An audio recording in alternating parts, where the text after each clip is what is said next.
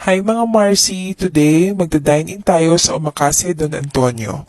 As you can see, maganda, maaliwalas, malinis at higit sa lahat, hindi matao ang lugar.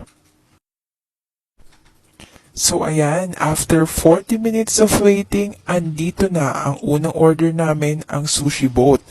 Diyos ko, nakakatakam naman, ang dami at mukhang fresh na fresh at ang ganda ng slices.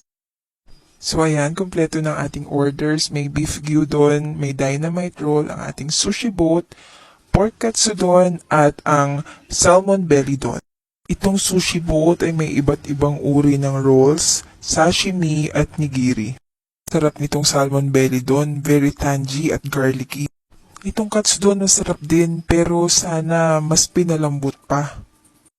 Ito namang beef gyudon, masarap ang sarsa. Tsaka hindi tinipid sa serving, sa rice, tsaka pati na rin sa beef. Pero itong dynamite roll talaga yung paborito ko.